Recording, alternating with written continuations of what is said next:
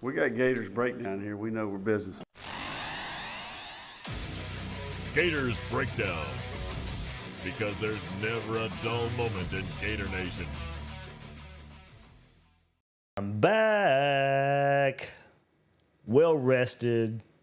Well, I probably shouldn't say that. It was a vacation, but y'all know how those Florida theme parks are. Went to Universal, enjoyed Epic Universe, all the rides at Islands of Adventure, regular Universal Studios. If you're from Florida, you know, and how hot it's been and stuff. Yeah, it's a vacation in some ways, but in some ways it's not. Had a lot of fun. Had a lot of fun with the family, and looks like the Gators had a lot of fun on the recruiting trail. I'm David Waters, host of Gators Breakdown, and there is a lot to go over in the world of recruiting.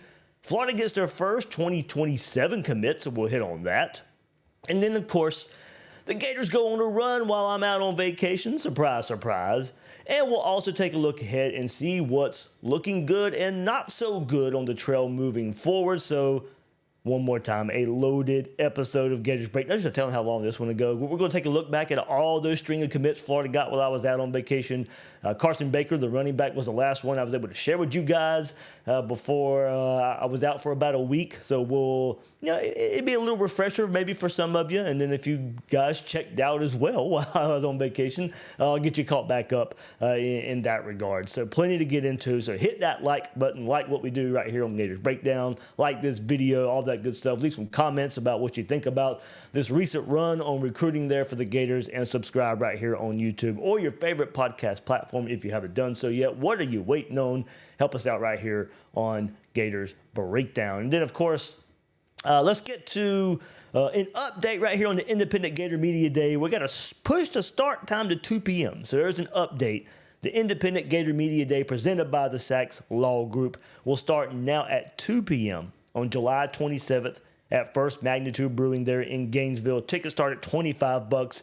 It'll be myself with Gators Breakdown, the Stadium and Gale guys, the High Top Sports guys, all will be right there at First Magnitude Brewing Company there in Gainesville, July 27th, 2 p.m. start time now there. So live media panel, we'll do some Q&A. We're working on getting some players and some special guests to show up and take part in this. So if you want to be there, link is in the description. Tickets start at $25. Reach out to any of us if you're interested in sponsorship or partnership opportunities. We got some available there.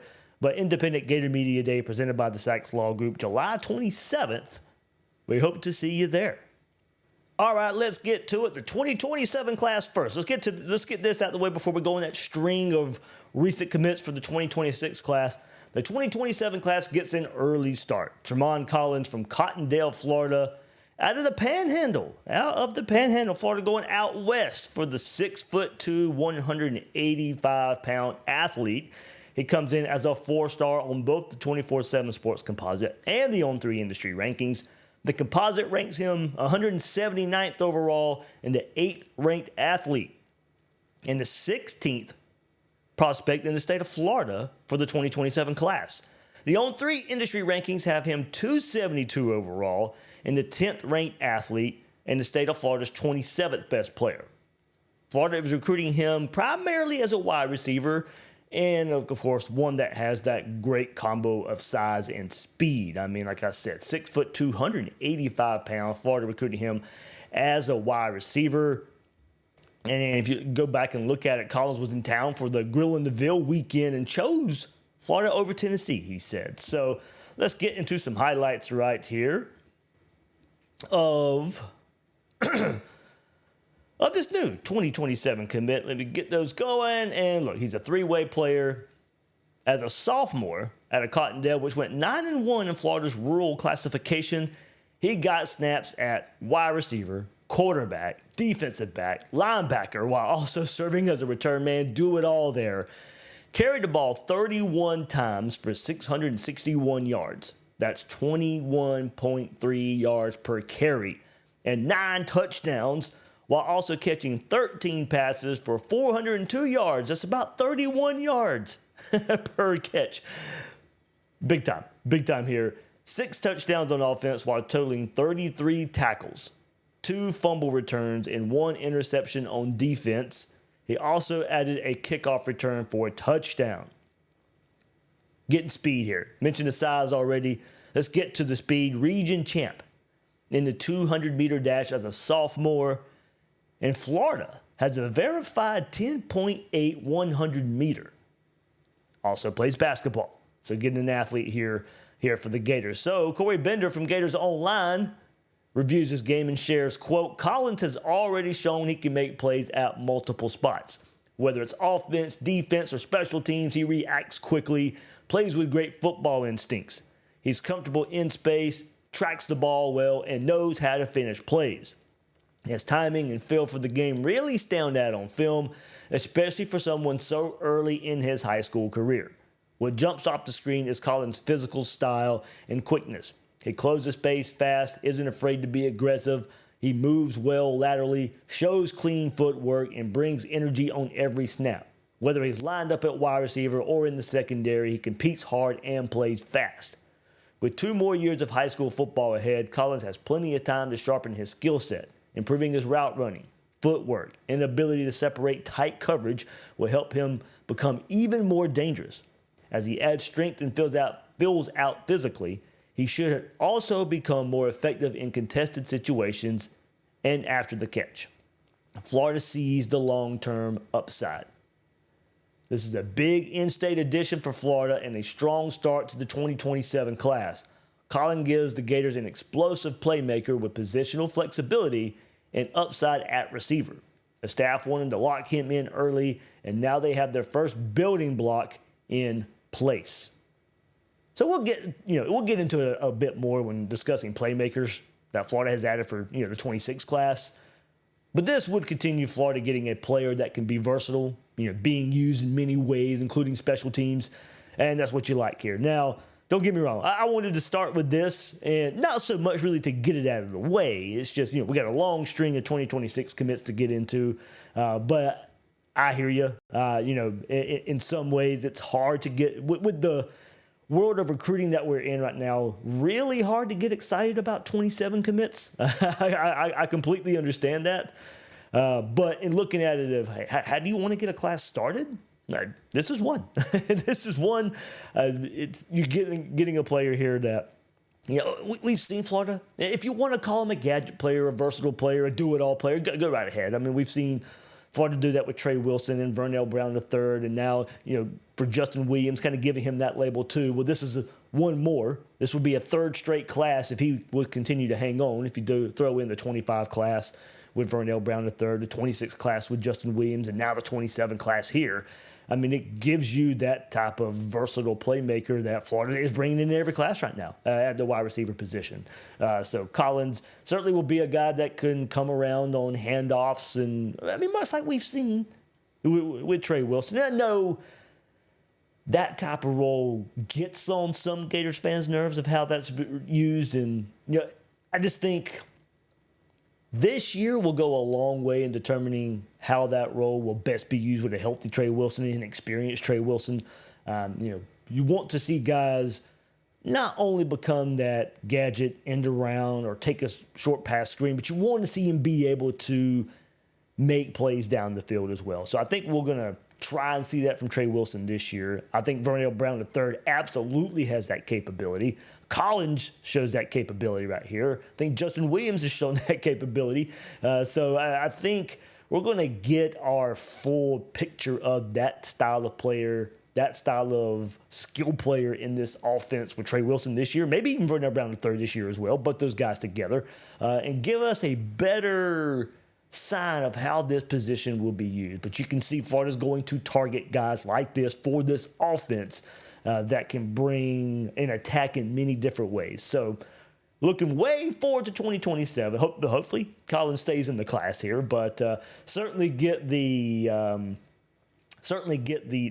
thought of can't really. Look, 26 is the storyline right now. What Florida's doing in recent weeks in 26. So hard, but with the Grill and the Ville happening, this was maybe bound to happen when you get an early commit. A good start to the 2027 class for the Gators. Now to the recent big haul for the 2026 class while I was out on vacation, and I was trying to keep up with it all. I was still able to get out the We Gotta Commit tweets that I put out that you guys also love, but was trying to keep up with it all. Florida was certainly trying to keep me busy there. But as I told you guys, there wasn't going to be much work being done while I was trying to enjoy the family vacation. But since the start of the official visit season, go back to late May, Florida has now added 12 commitments to the 2026 class, making it 13 commits for the class. And go back to about a month ago, and it was quarterback Will Griffin. He was the only commit of the class after some decommitments in the class. Florida's 2026 class about a month ago was ranked in the 70s, and now it checks in at 13th in the country on the 24/7 Sports Composite, 12th on the On3 industry rankings. So, last week, we've seen a run of commitments that puts Florida pretty much as the hottest team in recruiting right now as far as numbers goes. And, Texas will be up there, and we'll get into that storyline as well. But, when I left you guys, it was the day after running back Carson Baker committed on June 13th. And discussion then was going to be that start of a big run, the big run of commits. And boy, did it happen. And once again, while I was on vacation, it just happens. It was going to happen regardless. But the timing is impeccable. It just seems to happen a good bit when I'm on vacation. Now, of course, the vacations are timed up with the summer visits and stuff, but that's part of the college football recruiting calendar right now. It used to not be that way, and the commits would happen when I was on vacation. So it just carried over, and maybe just enhanced now. It's kind of the way it seems. But nah, we'll get to it here. But, after Baker, Florida added 5 more players. 5 more players. Let's get into them. 4-star cornerback CJ Bronaugh, a long, fluid cornerback with high-level speed instincts. Bronaugh excels in man coverage and possesses elite track credentials to match. 4-star wide receiver Marquez Daniel, a jump ball specialist with exceptional body control. Daniel excels in contested catches, fits perfectly into Florida's big receiver mold at 6'5". 4-star edge JaReylan McCoy, 6'6.5", 250 pounds. McCoy dominates an elite edge defender. Labeled as a defensive lineman, but going to be probably edge at the next level. Exceptional length, explosive hands and technique. Got some versatility up front. Effectively allows him to rush from multiple positions. We're going to get into him just like we are all these players in just a bit. And then we'll go to offensive lineman. 3-star offensive tackle Tyler Chukium, athletic tackle, long-term upside, demonstrates pretty good flexibility for his size, only beginning to develop his technical skills. And then along the offensive line again, Javari Lucas, high upside, exceptional length and balance, shows some good movement, plays with physicality. We'll get into all these players right here. But let's review the run. Start with the most recent commit and top 100 flip from Nebraska, CJ Bronaugh.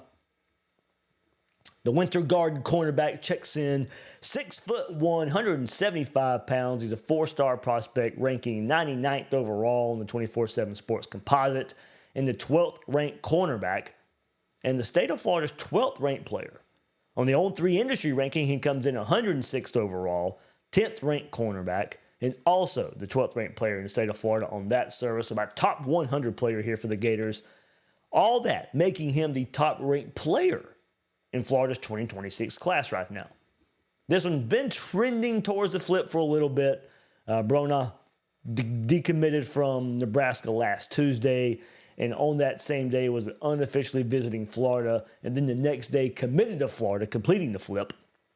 Playing closer to home was a factor in how close he is to cornerback coach Darren Wilson.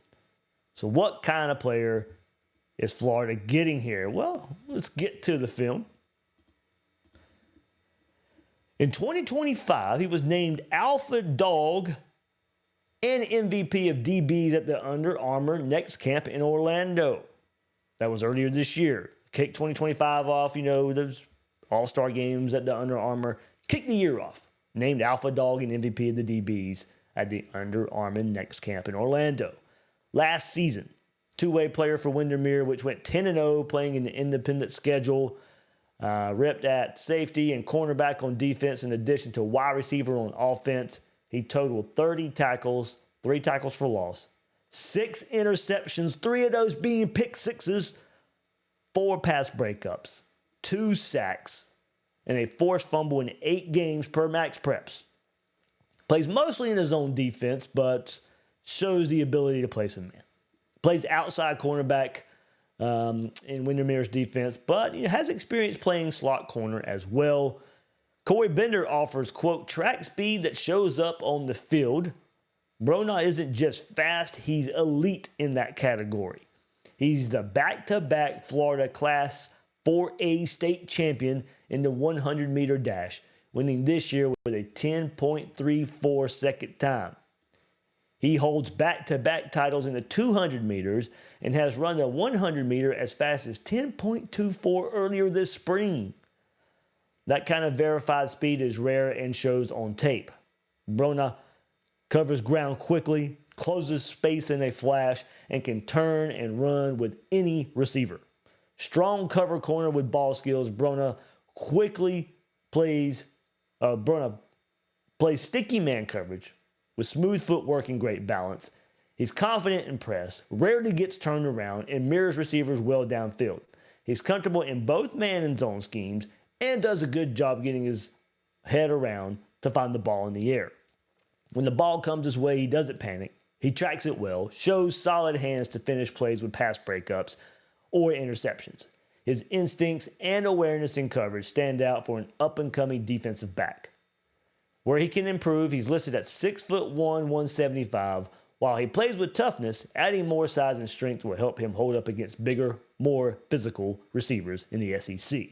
Improving his ability to shed blocks on the outside is another step in his development. In the run game, he shows effort and flashes as a tackler. However, he can become more consistent with his angles and finishing. With his work ethic and athleticism, those areas should come along with experience. The Gators are getting a dynamic playmaker. Bronaugh is more than just a track star playing football. He's a true cornerback with technique, instincts, and high upside. His verified speed allows him to recover quickly, play aggressive coverage, and stay glued to top targets. That athleticism, along with comfort level in coverage, makes him a dangerous player at the position. Bronaugh is another big in-state win for the Gators this cycle, brings more firepower to a class that's building momentum fast. That from Corey Bender of Gators Online. Let's go to Andrew Ivins of 24/7 Sports. Quote, ascending defensive back prospect with some of the best speed markers in the class. Hasn't faced the stiffest competition to date, but turned heads spring before senior year at the Under Armour Next camp in Orlando, where he not only tested off the charts, but also locked down one side of the field in coverage. Meets key length thresholds as he has been verified at over 6 foot and is equipped with some additional length in the arms. Straight line burst and sideline to sideline range is optimal for a single or two high safety role, but warrants a look at corner as he will fight for positioning out on the perimeter and has the agility to mirror most weapons. Not afraid to take risks and jump routes, which led to 3 pick sixes as a junior. Serviceable as an open field tackler on Fridays, but improved play strength would go a long way on Saturdays, especially if he's going to be asked to fit corridors. Will need to soak up coaching and keep perfecting his craft, but should be viewed as a traits-heavy secondary player that could emerge as a bona fide playmaker for a Power 4 program with his frame and acceleration. So I think you got to go back and look at this. A great get, especially after Jalen Waters and Devin Jackson decommitted from the class earlier in the cycle. It is, rare to find this much speed and size on defense that can turn interceptions into points. And you got to think, guys, you really have to think, we talked about it earlier with Collins. But you got to think here, too, a possible returner on special teams as well. We went over the speed stats that he brings to the table. Get the ball in his hands. Got 3 pick sixes on 6 interceptions last year. So get him in the class and see how fast he can get on the field with guys like Jameer Grimsley, Ben Hanks, the third, Javari Flowers, Onis Conan Benny ahead of him, and just in the class previously before him.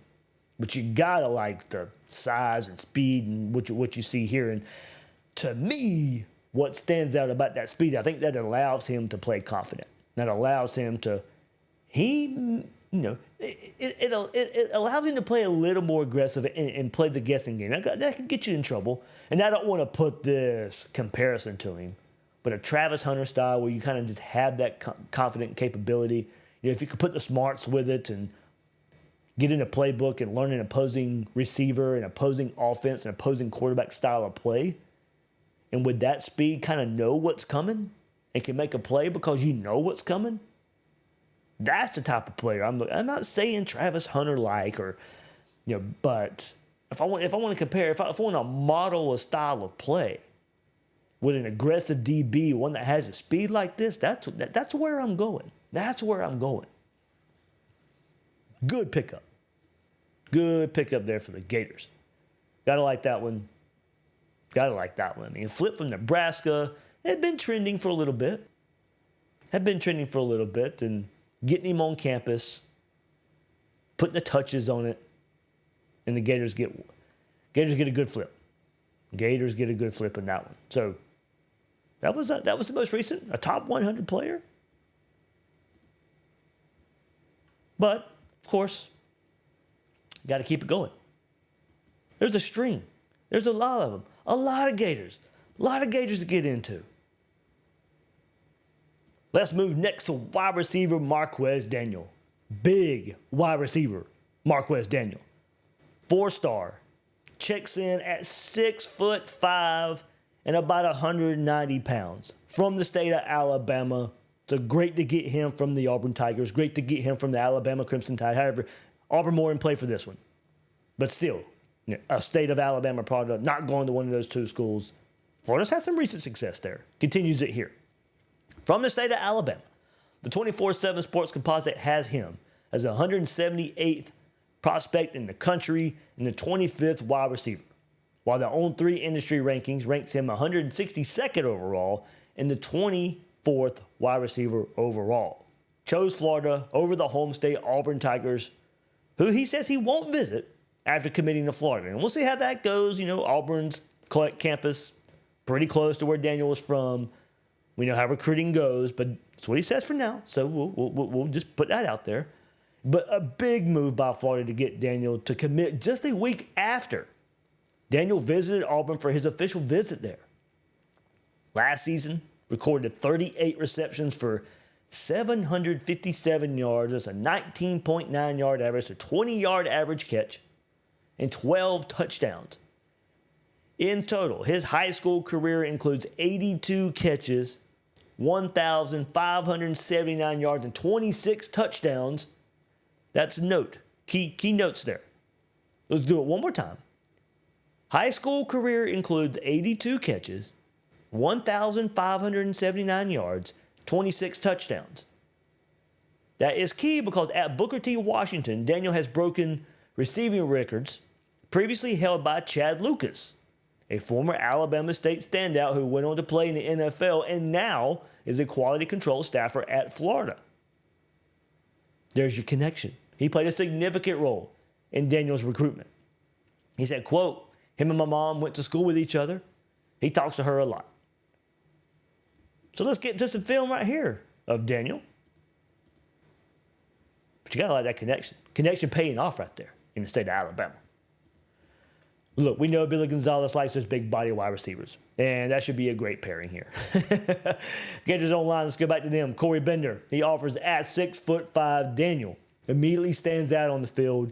He uses his size well to box out defenders and high point the football in the red zone, or high point the football. In the red zone, he's a real problem for defensive backs. Just throw it up, and he goes and gets it. He shows strong hands and is comfortable making contested catches in tight spaces. His frame also helps in shielding defenders during routes. Even when he's not open by separation, he can be open just by body positioning. Daniel consistently flashes reliable hands on film. He catches the ball away from his body and looks comfortable adjusting mid-air. On deep routes, he does a good job tracking the ball and timing his jumps. You see the basketball background show up when he elevates over defenders. He wins one-on-one battles down the sideline and often comes down with catches even when tightly covered. His ability to go up and win the ball will be especially valuable against SEC cornerbacks who often play tight man coverage.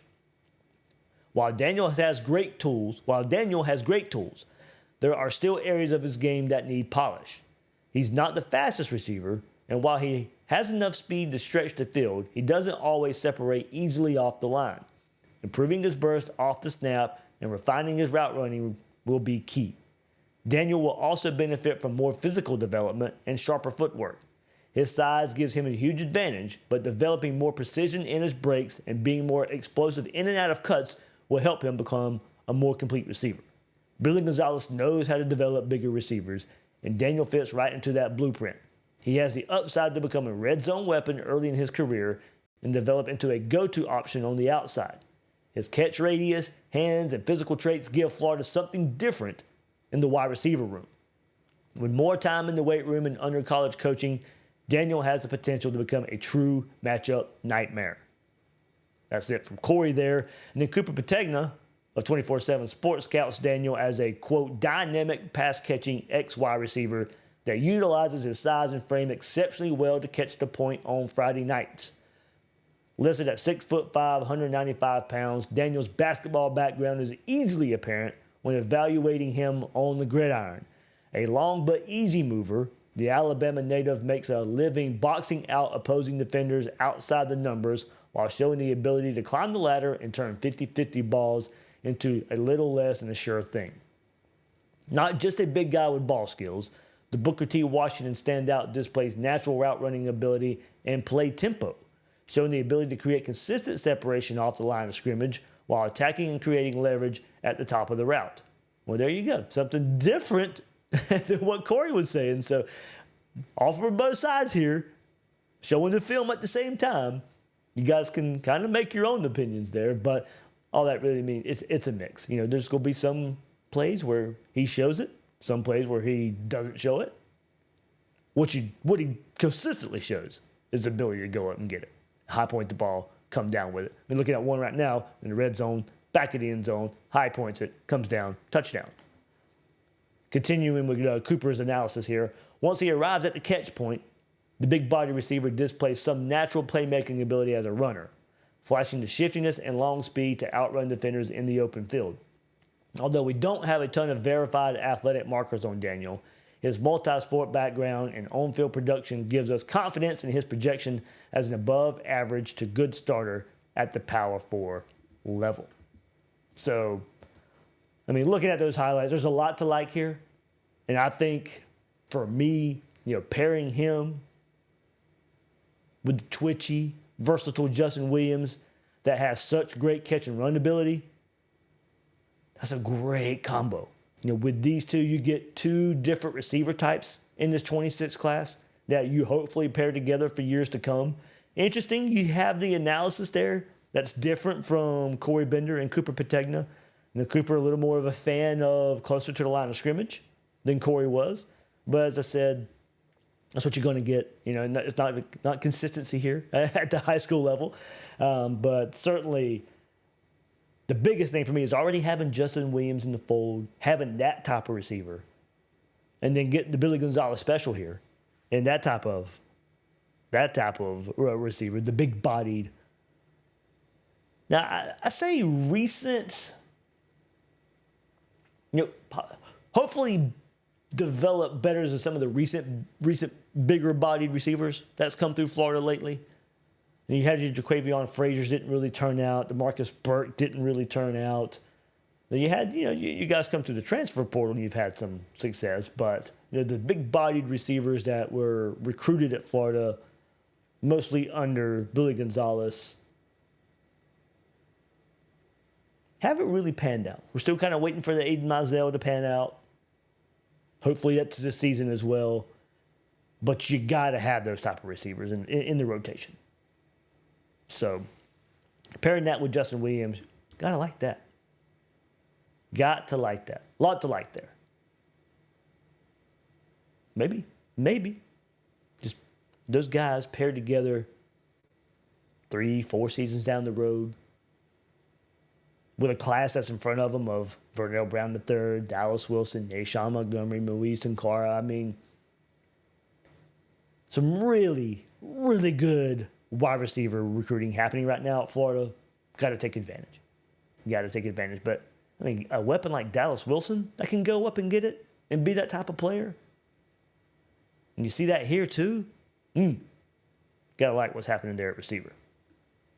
Got to like what's happening there. All right, let's keep it going. Another highly rated player here. Florida recently received a commitment. And that is 4-star defensive lineman from Tupelo, Mississippi, JaReylan McCoy. Was kind of giving hints that this one was happening. Was likely to happen here. Let's get into McCoy here.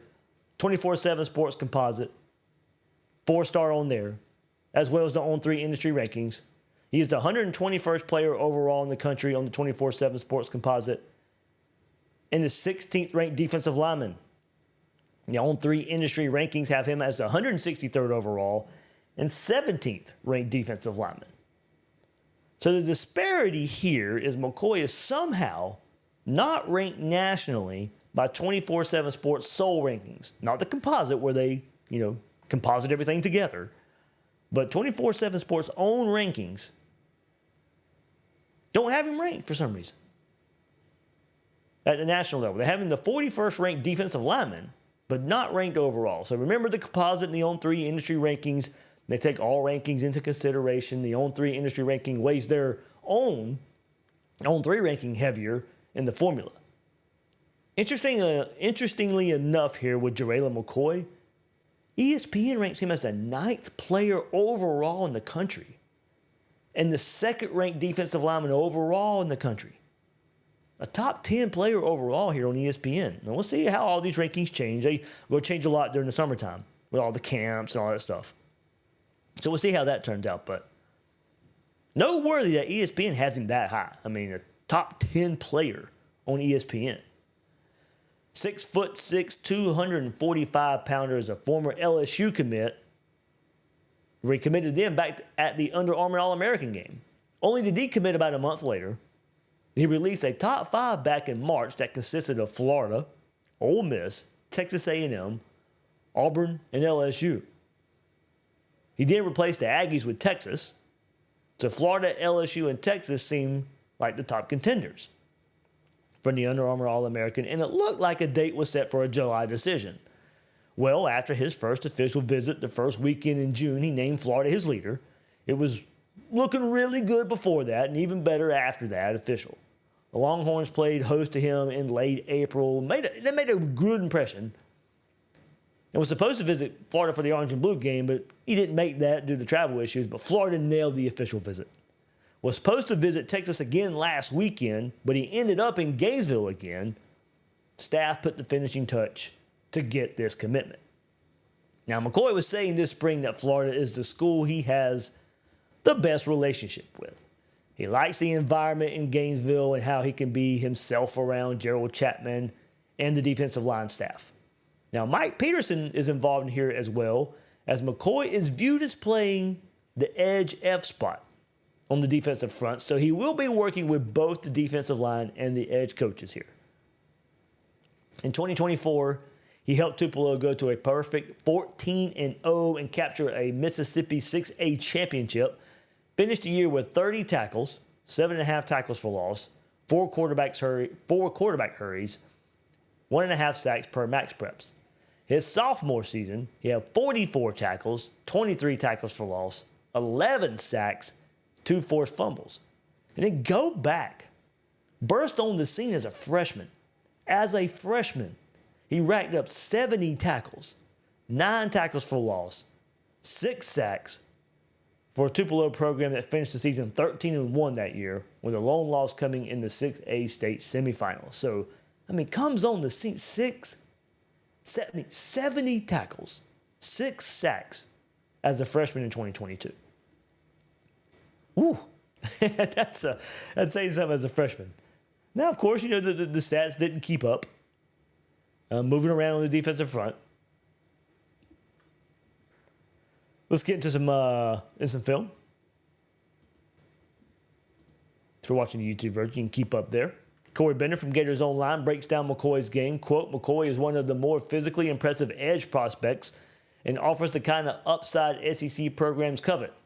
With his frame, movement skills, and pass rushing potential, he fits exactly what Florida is targeting at the position. McCoy's size stands out immediately. 6'6.5", 245 pounds. He looks like a college-ready defensive end already. He plays with natural leverage despite his height, and his wingspan allows him to disrupt passing lanes and keep blockers off his frame. His build gives Florida flexibility in how he's used. He can rush off the edge, slide inside on passing downs, or even play standing up depending on the front. That versatility adds real value, especially in today's multi-look defenses. McCoy moves extremely well for his size. He has an explosive first step that allows him to get upfield in a flash, and he covers ground quickly with his long, powerful strides. When the time comes at the snap, he's tough to block off the edge. He's also more than just a pass rusher. On tape, you'll see him chase down ball carriers from the backside and cover ground in pursuit. That type of range and effort helps him stay on the field in all situations, not just on third down. McCoy's physical tools are high end, but he's still raw in some areas. Right now, he wins mostly with speed and length. Developing more pass rush counters and using his hands more consistently will take his game to another level. He also tends to play a bit high at times, which can allow offensive linemen to get underneath him. As he continues to develop in a college weight room and works on pad level and technique, his effectiveness, especially against the run, should keep climbing. McCoy brings a rare mix of traits to the table. He's big, twitchy, and competitive. His versatility allows Florida defensive staff to move him around and create mismatches. He has the traits to grow into a dominant SEC defender with proper development. This is the type of player you want to build in the trenches, a disruptor who can impact the game in multiple ways. Florida wanted more length and athleticism on the edge, and with McCoy, they got both. In Corey's analysis right there. Andrew Ivins of 24/7 Sports offers, quote, a big featured defensive lineman with some alignment flex that puts some impressive flashes on tape over the years, but one that's got a ways to go if he's going to reach his potential. Saw major production dip as a junior while working in the rotation for a Tupelo squad that captured a Mississippi 6A title, but found some success generating a rush on the inside in an odd front. At his best when he can create an advantage with his 36-inch arms, but needs to get better at engaging his lower half and learn how to consistently play with a flat back, as there are too many times he gets washed away at the point of attack. Should be viewed as a developmental prospect that's going to need to get in the squat rack and buy into the process, but one with a higher ceiling given the frame and lateral movement skills. So maybe that's why he's not ranked on 24/7. I mean, Andrew Ivins does not seem too high.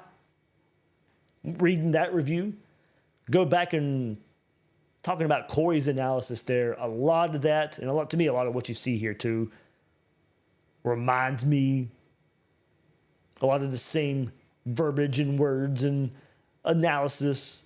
Reminds me a lot of LJ McCray's analysis back in the back a couple seasons or a couple cycles ago.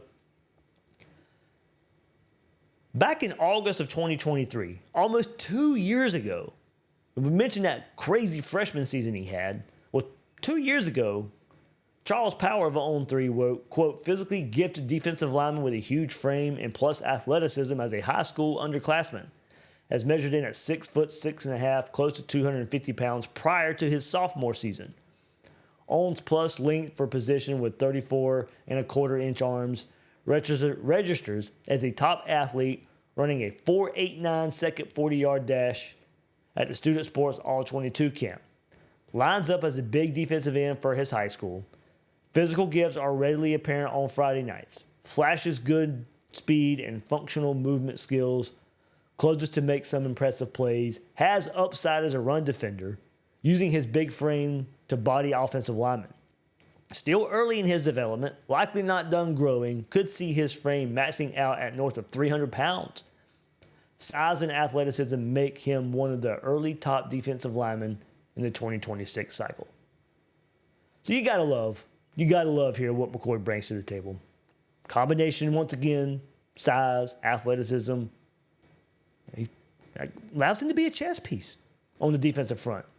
Florida's coaches can line him up multiple spots, multiple positions, Even versatile enough to play that in spot or slide inside to a 3 technique. During his recruitment, McCoy specifically mentioned how Florida's scheme would showcase his talents for NFL scouts down the road.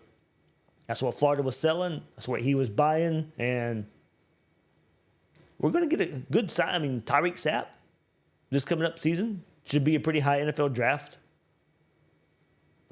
stock riser after his senior season, after this season. We've seen Sapp move around, find a home later in his career. Got moved around a bit throughout his career because of injuries to other players up front for Florida's defense. But once he found a home, you saw the great season he had last year. Let's go see him build on it. Back to McCoy here. That positional flexibility gives him a much clearer path to early playing time, of course.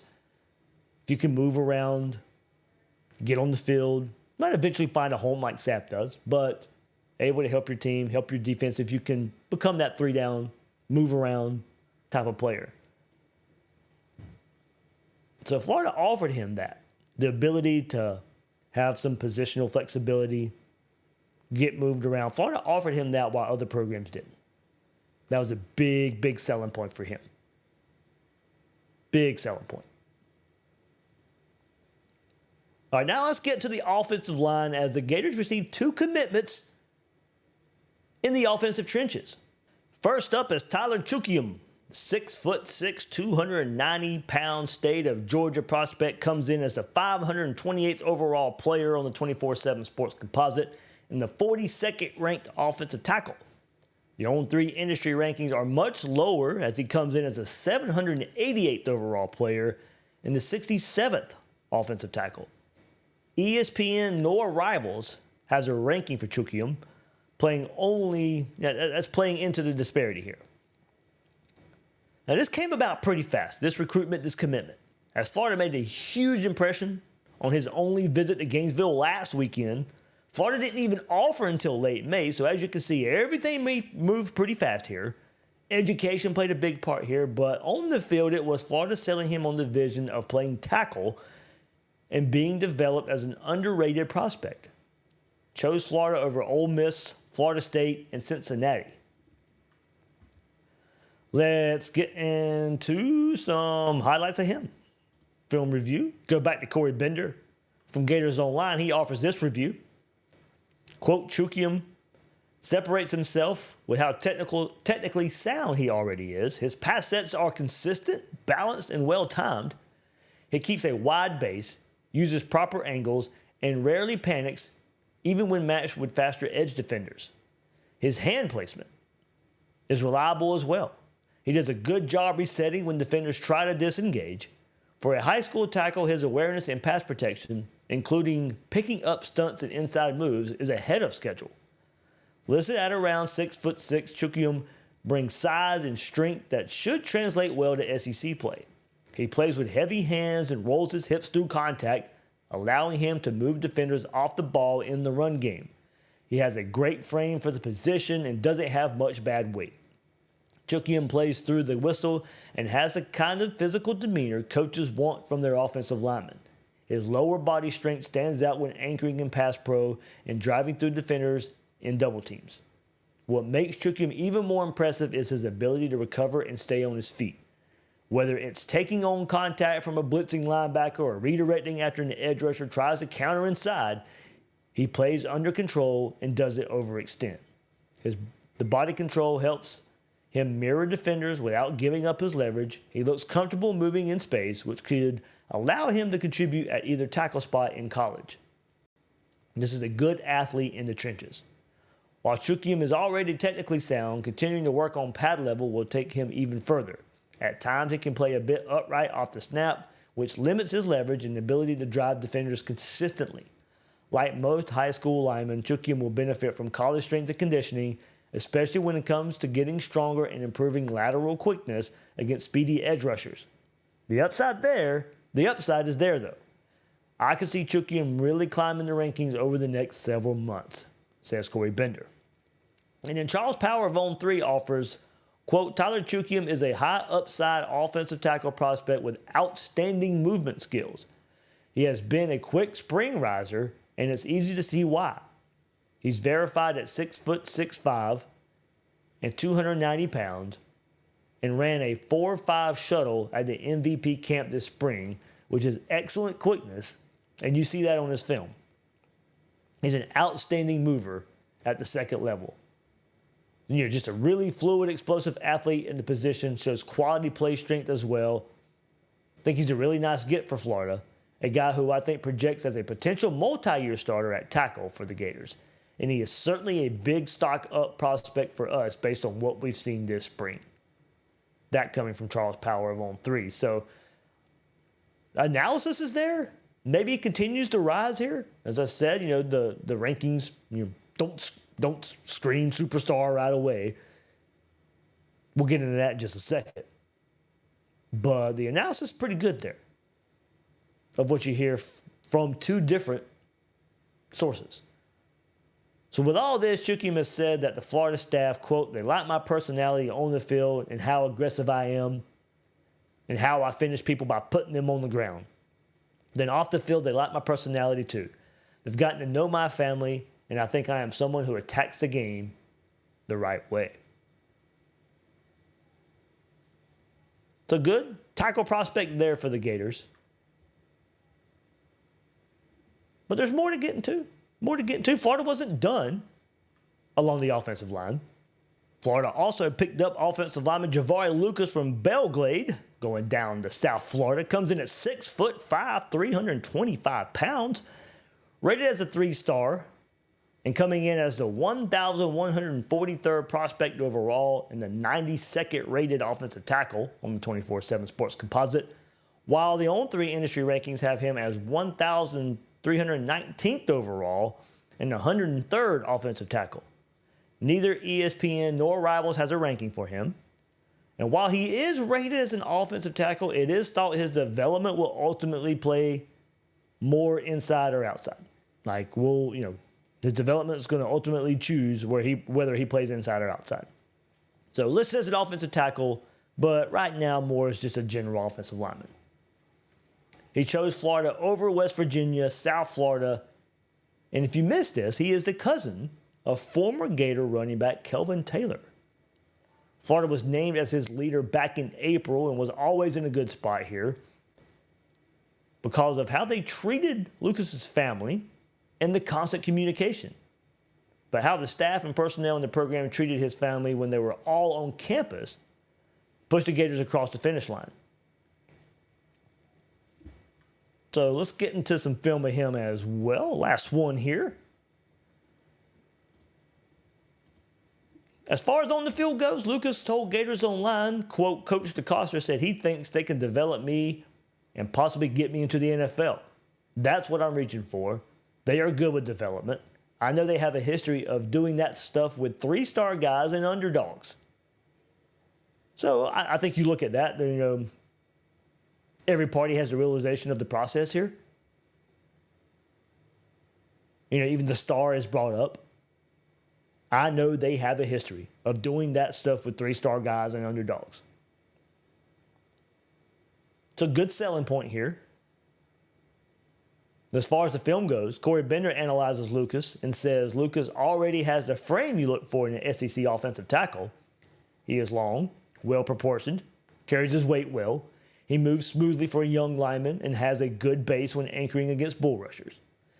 His footwork is solid for a rising senior, especially in pass sets. Shows good balance when engaging and doesn't panic when edge rushers try to counter. His length allows him to get hands on defenders early, steer them out of the play. As a run blocker, Lucas plays with a purpose. He drives defenders off the ball, keeps his feet moving through contact. He is aggressive and plays to the whistle, which is something coaches always love to see.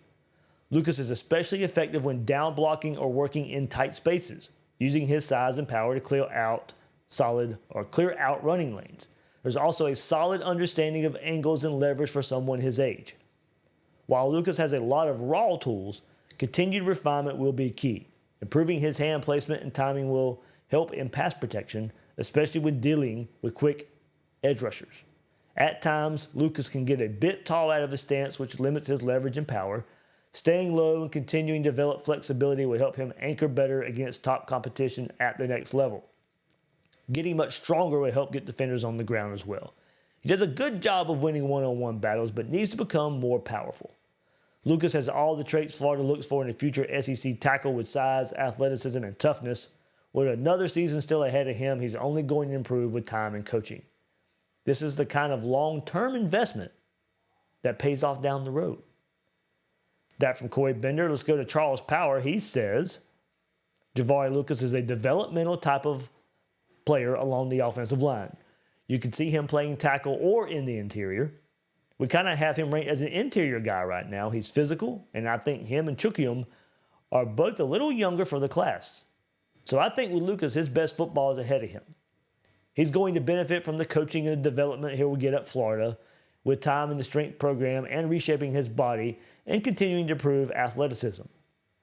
But he's physical, and I think there certainly are some things to work with and potential versatility. He can maybe play a couple spots along the offensive line. He did go on to say as well, Lucas did, that Florida's pretty much sold him that he could play any spot but center. So there you go. Inside, outside for the player here, JaVale Lucas. All right, so look, there's been a lot of conversation about the level of offensive line recruiting. I've seen it on Gators Breakdown Plus Discord. I've seen it out there on Twitter and X, all that good stuff. And the plan seems to be pretty clear. Now, maybe because Florida lacks getting the high-level 5-star, high-level 4-star, ready-to-play offensive linemen. Now, those are rare to begin with, but Florida's plan to recruit and develop are pretty clear. Now, we still have to wait to see how that full plan works out at this position. We've yet to see a Napier, Rob Sell, recruited offensive lineman go through the entire process at Florida. We saw Osiris Torrance come from Louisiana to Florida, become an All-American, become a pretty good NFL player. Jake Slaughter was a last-year Dan Mullen recruit and become, what he has under this staff. They have developed him into an All-American. And Austin Barber as well as a last-year Mullen signee and has raised his game and is listed as one of the top tackles in the SEC. Our best example of signing at Florida with this staff and developing so far is third-year player and left guard Najee Harris. The one that's been recruited, developed, and played the most by this staff. With the way offensive line recruiting and development has gone, it's going to be tough to come in and start right away at Florida. Florida has relied on transfers, some to get to this point of where they are at right now along the offensive line. Still have Damian George, Cam Waits, Devin Manuel waiting to contribute this season. But after this season, you'd have to think that at offensive line, may not be many more transfers. And you're probably going to be relying on guys that have been recruited and developed for years like Roger Kearney, Bryce Lovett, Caden Jones, Fletcher Westfall, Jason Zandamela, Noel Portnyagin, Marcus Maskell, Enoch Wangoy, Tavares Dice, Jahari Medlock, Daniel Pierre-Louis. I just went through a ton of names there. You have to think with all those names that hitting the portal for offensive line won't be much of an option unless there's an exodus at the spot to the portal. And you got to think this staff will rely on all those guys, all those many guys that have been recruited and developed. Without getting the rare instant impact 5-star, the plan is clear. But we're not going to get our full answer of recruiting and developing until after the 26th season. This 2025 season that's coming up, you're still mostly relying on development of last year Mullen guys and transfers. Don't make a mistake of it. I'm not saying there hasn't been any development. The development of those guys, it's been great. But I'm saying it's just still wait and see mode on the full story. The results so far, and the plan, development has been good. It could take another step this season and in the future. But it's just interesting, that this is what you want this year for this offensive line coming up. But I keep hearing also, where's the 5-stars? Where's the 4-stars? Getting too many guys that have to develop. Well, maybe, but maybe not. All those names I just mentioned have been in the program for a while, have been developed to take over for the 2026 season. And if they're developed the way we think they can be developed, Florida will be fine at offensive line. I'd love to have a guy who can come in and play right away, but not sure there's really a path for that. Now, we've seen Florida target 5 stars and miss on 5 stars. It's not like they aren't going after them. But the ability to pivot and pivot by going down the board, developing. And look, we heard Rob Sale say it in springtime.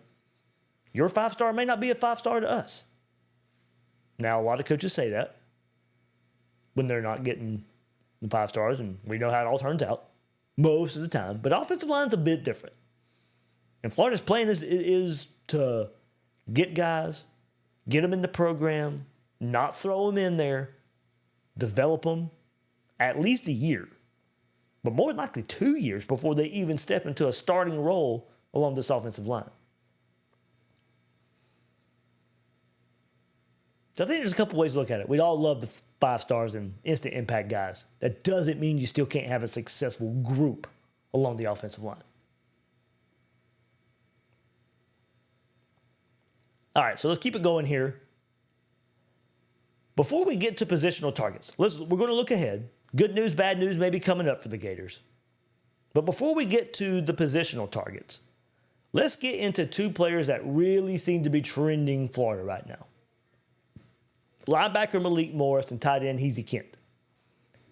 It's pretty interesting to see that 4-star Malik Morris, linebacker from Lakeland, he was supposed to visit Colorado and Missouri the past week, skipped those trips entirely. Instead, he showed up to Gainesville on Thursday, staying through Saturday. This is right after his official visit to the Gators last weekend. Let's just say the vibe at Florida is pretty darn optimistic right now for linebacker Malik Morris. And we'll see what happens down the road with linebacker Isaiah Williams. He was on campus too as well, last weekend. But Malik Morris looking good. Texas A&M maybe still hanging around, but Florida looks like they're in the driver's seat for Morris. Morris should be making a decision sometime this summer. But he was spotted hanging out with a bunch of Florida, players at the camp Friday night. And then pretty cool to see this. This guy helped Florida. Malik Morris developing a strong connection with Gator linebacker legend Brandon Spikes. Of course, we all know he's heavily involved with the program right now. Those two were always together when you see him on campus. When Morris is in Gainesville, Brandon Spikes, not far away. That's got to be helping Florida here. And then for 4-star tight end Hezy Kent from up the road in Brunswick, Georgia, Florida feels really good about where they stand right now. Interestingly enough, Miami might not be the biggest competition anymore. We'll see what happens there. Now, maybe the scary part. Texas maybe trying to get into the mix a little bit more. We'll get into some Florida-Texas battles. Kent took an official visit there last week. Supposed to be checking out FSU this weekend. His decision coming up on July the 12th. As of right now, late June, Florida feels pretty good about where they're at for the big-time tight end. All right, so let's get into some positional storylines here in recruiting before we sign off here on this episode of Gators Breakdown. And defensive line. That's been the position getting a lot of notoriety. There's a lot of storylines here, especially after getting the commitment of McCoy. But he's considered more of an edge player, more of an edge type. We'll see what he grows into. But when looking at true defensive linemen, it's not looking as good as it once did for the Gators. Likely losing J.J. Perez at home state, Ohio State.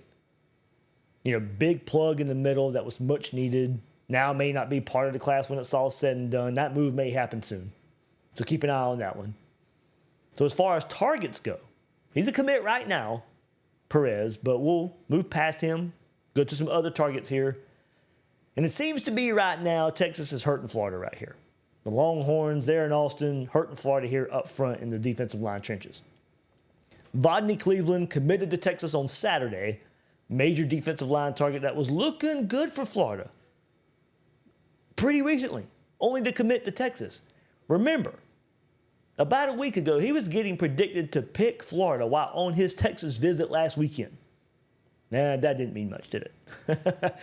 Bodney Cleveland, big-time Florida target, committing to Texas on Saturday. And then another Florida versus Texas battle here for defensive lineman Kendall Guerville. That's trending towards Texas right now. Early on, it looked good for Florida, for the Fort Myers player, but an April trip to Austin may have started to tilt this one toward Texas. A decision, it seemed like it wasn't likely until December, but now seems to be pushed up to July the 2nd. 6'4", 315 pounds would be a great addition to the Florida defensive line. May have to try and flip, these two guys down the road now. Vaughn Sonnet, getting predictions for Florida. We'll see where that one goes. See if some of these things towards Texas might change this one. I was told that might be, when some of these predictions were coming in, I was being told it might be a little bit premature. Now, with what's happening at Texas, who knows how this shifts Florida's board. Doesn't mean you won't be committing to Florida, but it may not be as imminent as it seemed. Over the weekend, Canton at South Carolina. Visited Georgia this weekend.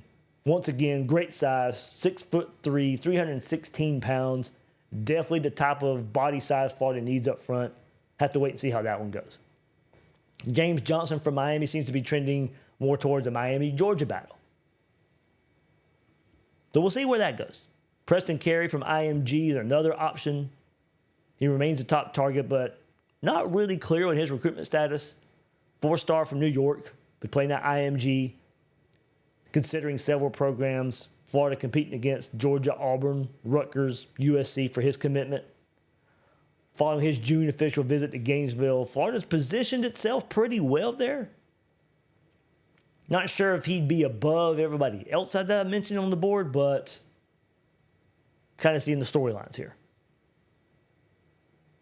Napier, Gerald Chapman, they've prioritized Carey, maintained consistent contact through the recruitment process, so interest has been there. His decision expected by the end of June. The Gators have a legitimate shot here. Not really clear who the leader is in that recruitment. So this position looked better at one time for Florida. Now may have to go back to the board, pursue some more targets that fit that defensive tackle, nose tackle role. Texas pursuing many of the same targets, put some damage to it for now. Now Texas, they're targeting a lot and getting a lot of defensive linemen. So we'll see how many they can fit, how many they want to pay. But it's clear they see the importance of building in the trenches as they make this transition to the SEC. They're targeting many. Got a lot of money to spend. Let's just hope they find some other targets besides the ones mentioned here and when it's all said and done. But for right now, Texas hurting Florida here on the defensive line.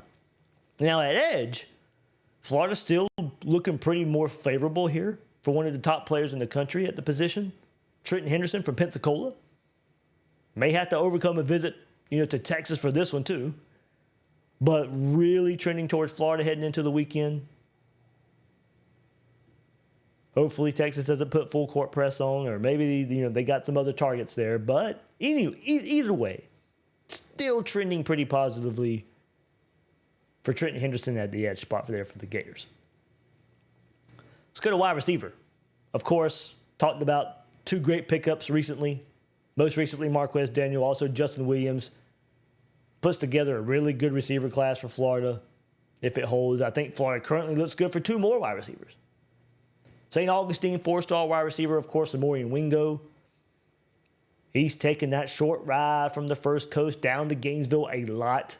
Seems like Florida's trending the right way so far with a battle with Miami for this one. Maybe some other schools trying to get into the mix. I predict Billy G gets his guy here. South Carolina trying to get into it more a bit as well. Another target's 4-star wide receiver Davion Gross from Texas.